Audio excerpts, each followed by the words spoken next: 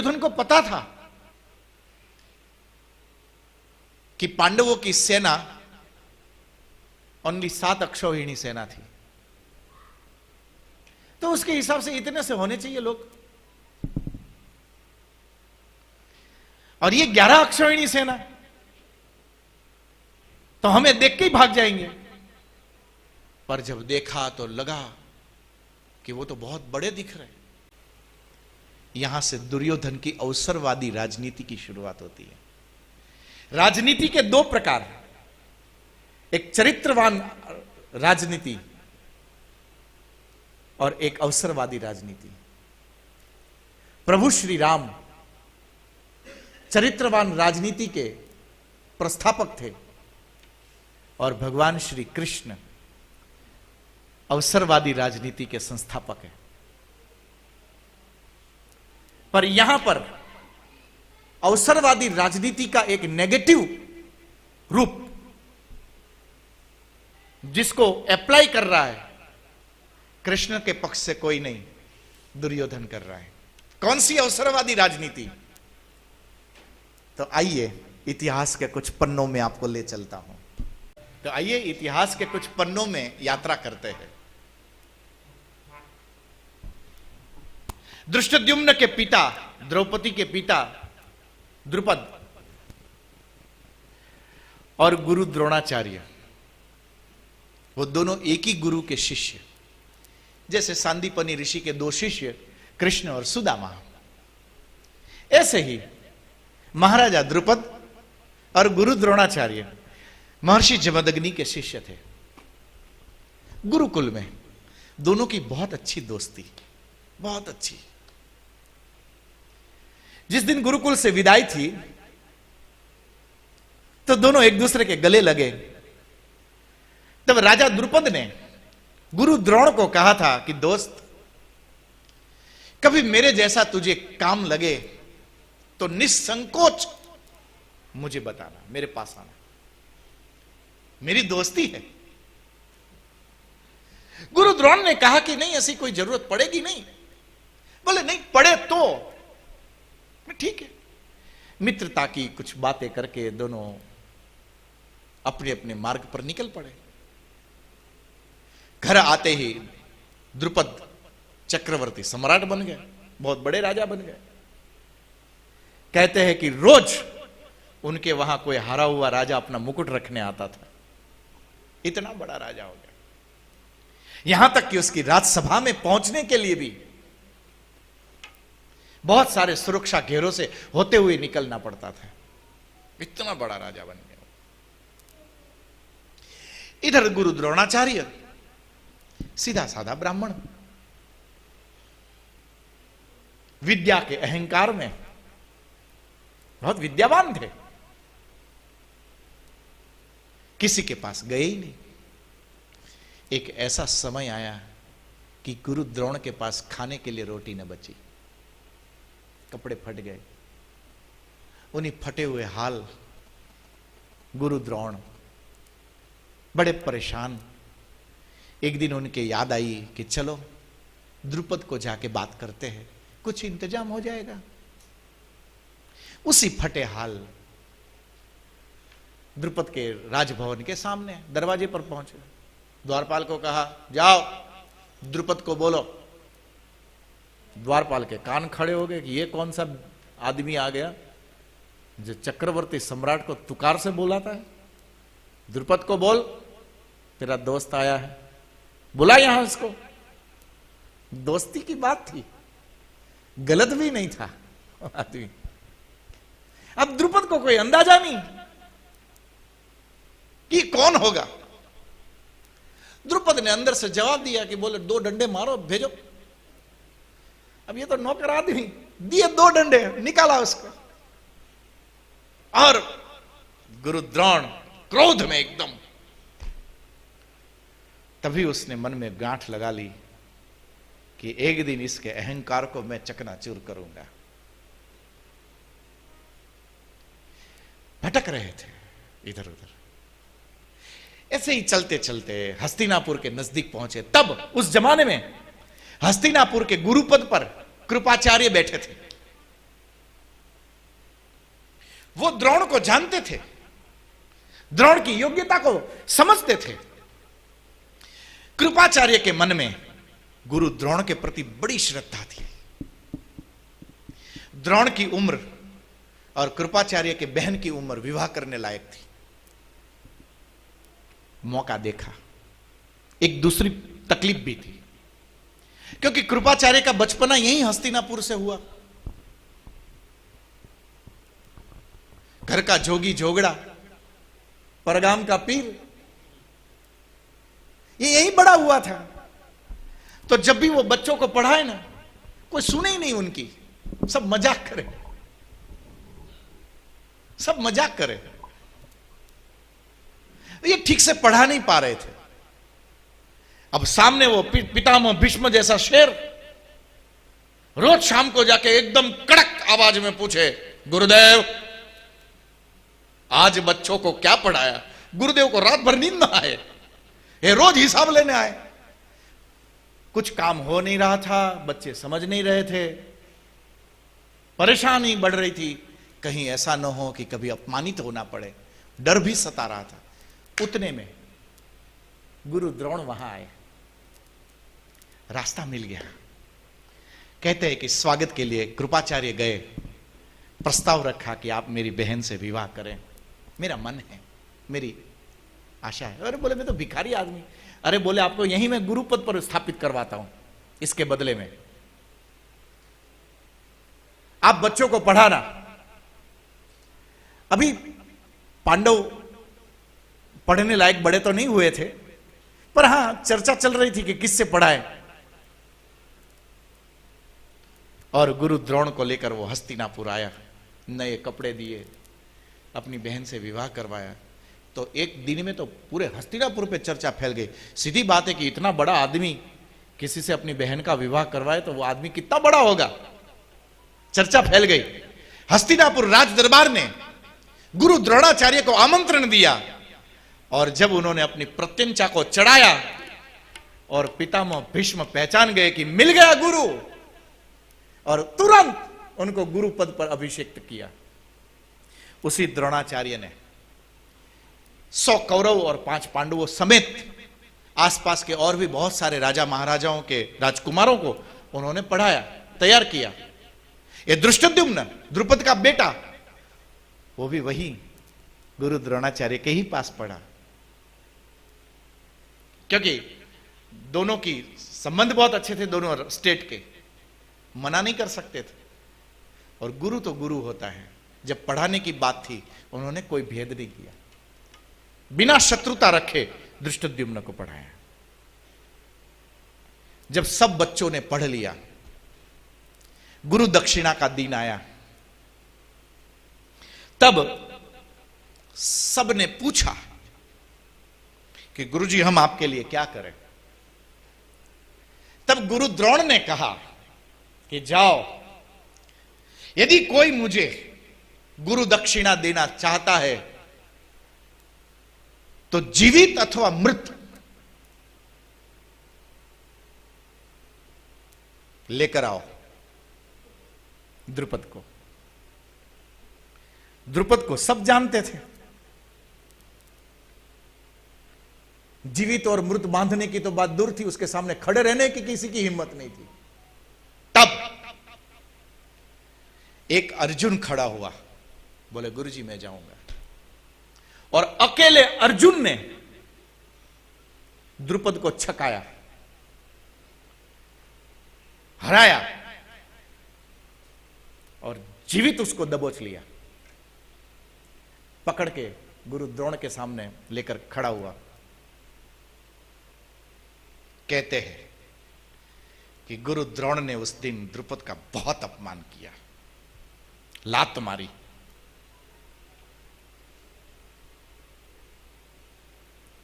और द्रुपद से उसकी आधी सत्ता छीन ली, जिसके मालिक गुरु द्रोण बन गए, जिसको कोई जरूरत नहीं थी, कभी देखने तक न गया वो आदमी, छीन लिया और अपमानित करके जिंदा वापस भेजा उसी अर्जुन के साथ।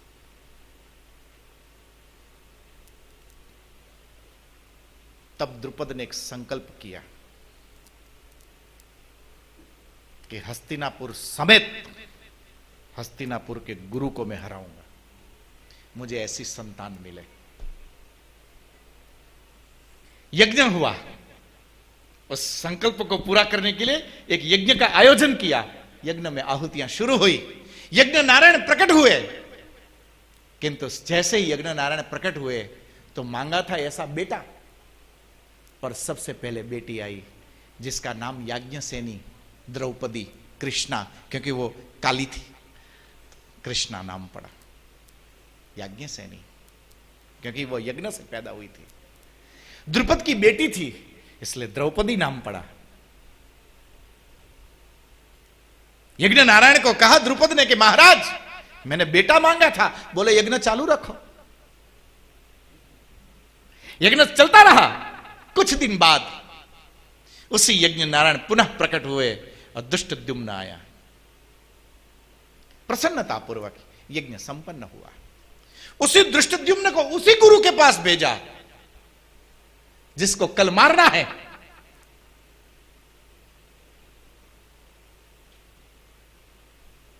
आज दुर्योधन अवसरवादी राजनीति कर रहा है। पितामह भीष्म के पास जाना चाहिए था, पर वो गुरु द्रोणाचार्य के पास जा रहा है। क्यों? इसलिए क्योंकि गुरु द्रोण को व्यक्तिगत रूप से सबसे ज्यादा उनके शिष्यों में यदि किसी के प्रति अनुराग था तो उसका नाम है अर्जुन। बहुत चाहते थे, अपने बेटे से भी ज्यादा, इतना चाहते थे। इस अर्जुन के प्रेम में तो गुरु द्रोणाचार्य ने एकलव्य का अंगूठा कटवा लिया। इसी अर्जुन के प्रेम में तो गुरु द्रोणाचार्य ने अपने बेटे को बहुत करने पर ब्रह्मास्त्र छोड़ना तो सिखाया, वारना नहीं सिखाया, ताकि उपयोगी ना कर सके, किसी काम का नहीं। ये कोई ऐसी गाय थोड़ी थी, छोटी भी हो, कम चारा खाए, सिंग भी ना मारे, दूध ज्यादा दे। ये वो वाली गाय थोड़ी थी, ये तो यथार्थ की गाय थी। तो चाहिए उसको दो सिंग जो मार सके, दिया ही नहीं सिंग। वो अर्जुन सामने की सेना में खड़ा था। इसलिए द्रोणाचार्य जी चाहते थे कि युद्ध किसी न किसी रूप में टल जाए। पक्ष में नहीं थे। उसी द्रोणाचार्य का दिमाग खराब हो, इसलिए दुर्योधन अवसरवादी राजनीति करने यहां पहुंचा।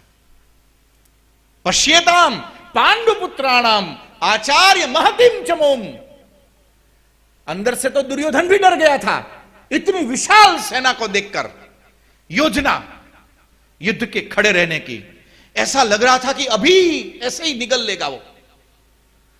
ऐसी प्रचंड सेना को जब सामने देखा तो डरा हुआ दुर्योधन अपने डर को काबू में रखकर अवसरवादी राजनीति की हवा दे रहा है। पश्येताम, देखो ये तुम्हारे चेले जिनको कल मेरा मेरा कह रहे थे ना, ये रहे तुम्हारे। इससे तो हम अच्छे नकारे, कम से कम आज तुम्हारे चरणों में तो खड़े हैं। ये तो तुम्हें मारने पे तुले हैं। पश्येताम पांडुपुत्राणाम आचार्य महतिम चमम व्यूढ़ाम द्रुपद पुत्रेण। नाम के साथ उनका चेला दुष्टद्युम्न था। तो क्या गुरु द्रोणाचार्य को दुष्टद्युम्न नाम नहीं पता था? द्रुपद का बेटा, कोड करवाया, ये द्रुपद का बेटा, तुम्हारे शत्रु का बेटा। आपके शत्रु का बेटा आपको मारे बगैर थोड़ा ही वापस लौटेगा। इतिहास गवाह है कि द्रोणाचार्य को दुष्टद्युम्न ने ही अपने तीर से मारा। यज्ञ पूरा हुआ।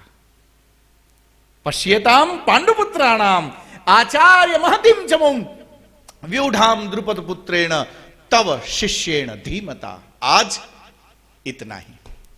कल पुनः 2 बजे यहां मिलेंगे और भगवत गीता की आगे की चर्चा करेंगे। तो आज जाने से पहले एक क्षण के लिए हरिनाम का आश्रय, ताकि आज जो हमने सीखा वो दिमाग से उतरकर दिल तक पहुंच सके। आज जो हमने चरित्र के पाठ सीखे वो हमारे आचरण तक आ सके, इसलिए सज्जनों मुस्कुराइए। आइए 2 क्षण के लिए।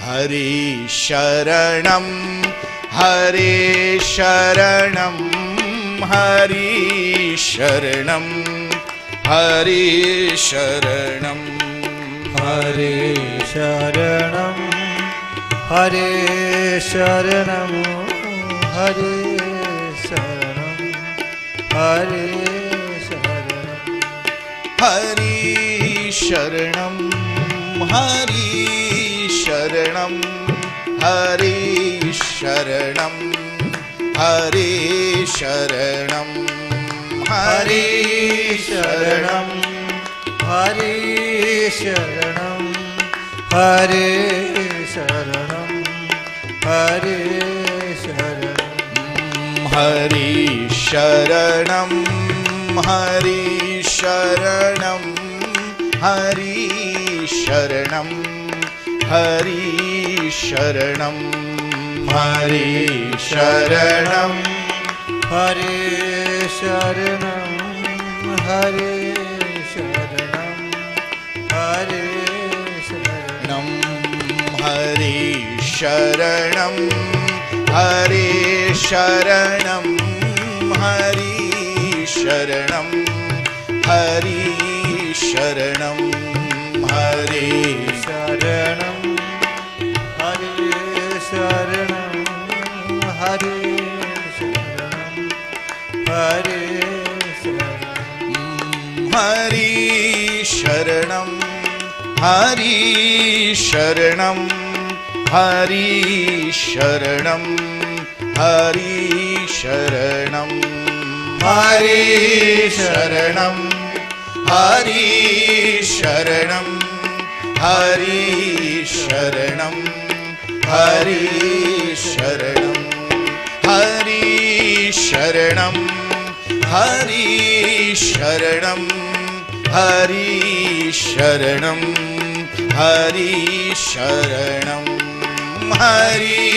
शरणम हरि शरणम हरि शरणम हरि शरणम हरे शरणं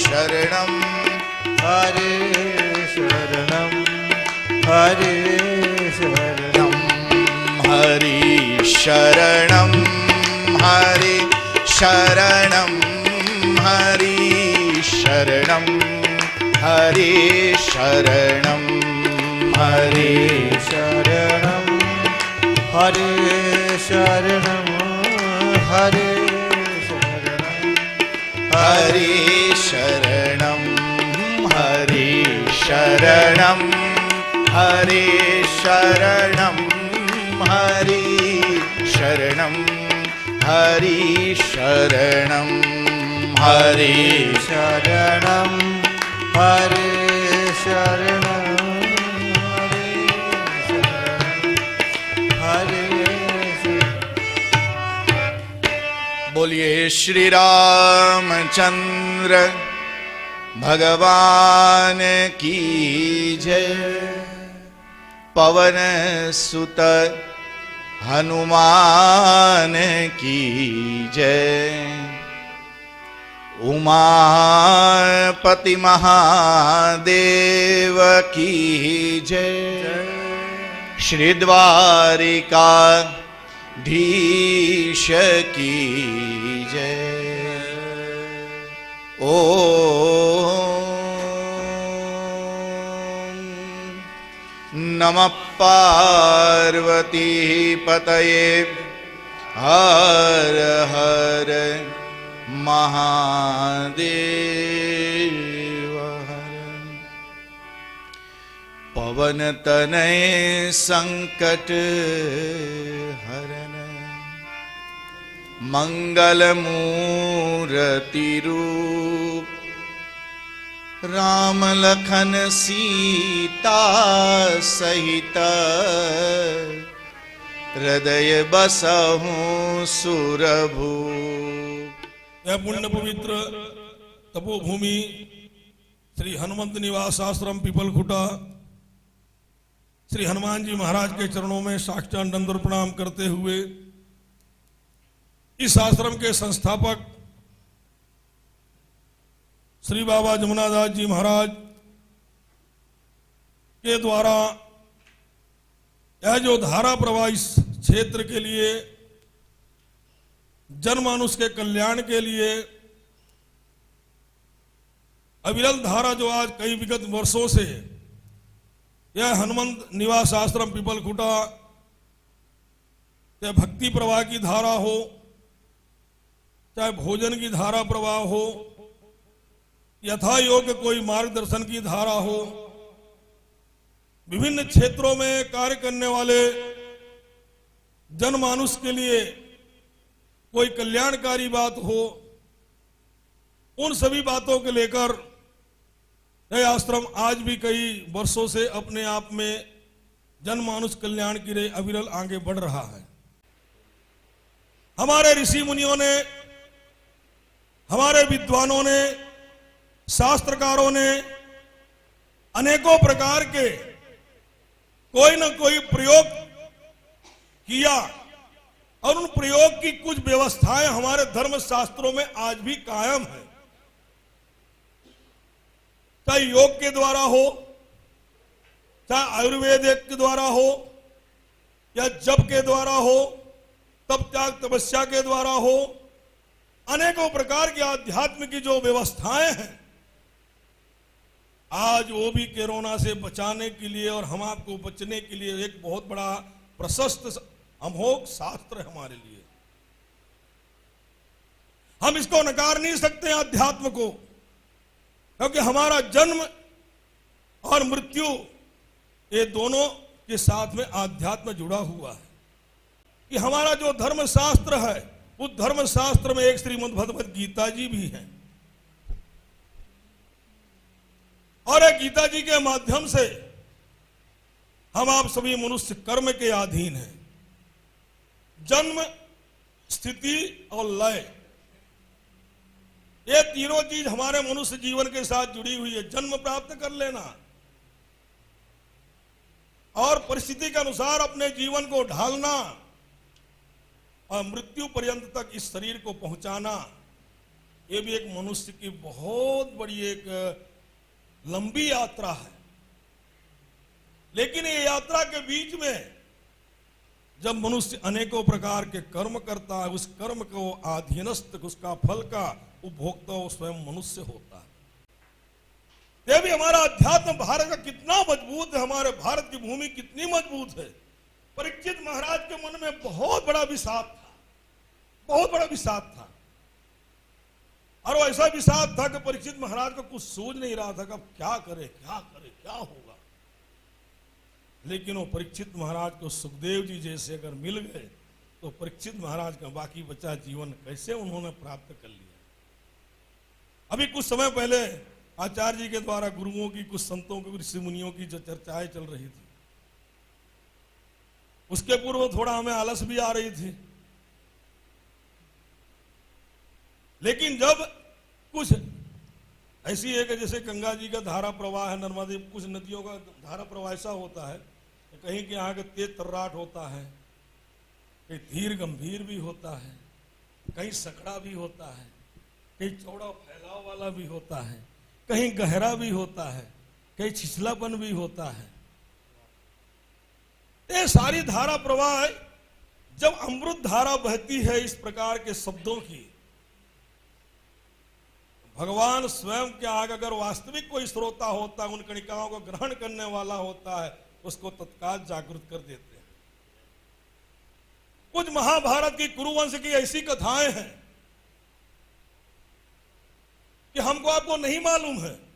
हमको आपको कुछ उपनिषद में, कुछ ग्रंथों में, कुछ शास्त्रों में उतरना पड़ेगा, पढ़ना पड़ेगा, तब उसकी सही जानकारी मिलेगी। मैं आचार्य जी की कथाएं लगभग 4-5 कथाएं सुना, लेकिन आचार्य जी ने जो बद्रीनाथ में कुछ कथाएं भागवत जी की जो उन्होंने सुनाया था, वो शब्द, वो कथाएं आज भी मेरे दिमाग में वो शब्द कुछ हैं। कल मैं बैठा तो शब्द में बोल भी गया कि बद्रीनाथ का कुछ प्रसंग शायद इस कथा के साथ मिलता जुलता आएगा। यह भी आध्यात्म पुण्य पवित्र श्रावण महीना गीता जी का हमने श्रवण करना, धर्म अधर्म न्याय अन्याय इसके अधिकारी हम स्वयं हैं। पूर्व में अभी थोड़े समय पहले आचार्य जी ने भी इस बात को कहा था कि हमारा आपका कोई नहीं है। सबसे पहले आदमी अपनी आजादी बनाए, अपनी स्वतंत्रता प्राप्त करे, चाहे अपने मन की स्वतंत्रता से रहे, चाहे अपने कर्म की स्वतंत्रता से रहे, या अपने परिवार की स्वतंत्रता से रहे, लेकिन हमेशा डिसीजन लेने में, कोई निर्णय लेने में, कोई कार्य करने में उसकी मजबूत व्यवस्था होनी चाहिए।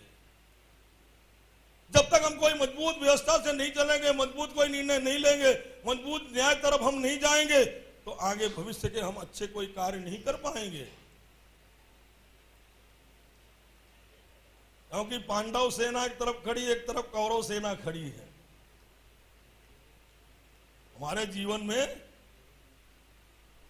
हम ही स्वयं ये सेनाएं तैयार करने वाले हैं, क्योंकि हमारा कर्म ही एक बहुत बड़ी सेना है। और उसी में से क्या है कि बड़े बड़े बलिष्ठ सेना है। काम, क्रोध, मद, मोह, लोभ, मत्सर, राग, द्वेष, ईर्षा, इन्हीं में से सारी चीजें उत्पन्न होती हैं। और वो उत्पन्न होने वाली जो व्यवस्थाएं हैं वो हमारे अंदर कहीं न कहीं बैठी हुई है। कल कह रहे थे सुमति कुमति सबके उड़ रहा है, नाथ पुराण निगम अस कहां है। अच्छी बुद्धि, खराब बुद्धि, न्याय अन्याय, धर्म अधर्म ये हमारे जीवन के साथ जुड़ा हुआ है। उसमें से हम कैसे निकल सकते हैं, उसमें से हम कैसे स्वतंत्र हो सकते हैं, हम उसमें से कैसे आजाद हो सकते हैं। तो जब हम ये गीता जी का श्रवण करेंगे तब हमें वो सारे ज्ञान की प्राप्ति होगी। ये न्याय अन्याय के जीवन के द्वंद्व में देवी देवताओं ने अपने आप को नहीं झोंका है, ऋषि मुनियों ने अपने आप को झोंक दिया, भले भले गुरुओं ने अपने आप को झोंक दिया। अभी आपने कथा सुनी द्रोणाचार्य कृपाचार्य की, राजा द्रुपद की। शायद ऐसी कथाएं बहुत कम सुनने को मिलती है। ये जो महाभारत की जो जाल नहीं है, महाजाल है। ये महाजाल में से अभिमन्यु जैसे निकलना होगा तो बहुत कुछ अपने को क्या है कि इसी की धर्म शास्त्र के दायरे में जाना पड़ेगा, श्रवण करना पड़ेगा, तभी हमारा मन स्वतंत्र होगा, हमारा जीवन पवित्र होगा, हमारे जीवन के निर्णय हमेशा ठोस होंगे और उन कार्यों को आगे बढ़ाने में हम काबिल हो पाएंगे। काबिलियत अगर हमको मजबूत बनाना है तो अध्यात्म में तो जाना। अब बिना अध्यात्म के सब चीजें सफल नहीं है। हम और मजबूत होंगे और कामयाब होंगे। उन सभी शुभ कामनाओं के साथ आज द्वितीय दिन की जो है गीता जी का प्रवचन, आध्यात्म का जो है रसधारा प्रवाह आज जो यहाँ पर समापन हुआ है, हम आप सबको जोड़ने की कोशिश करें। सब सुखी रहे, सब खुशी रहे। हम सभी शुभकामनाओं के साथ मेरी वाणी को विराम देता हूँ। सभी को जय श्री कृष्ण।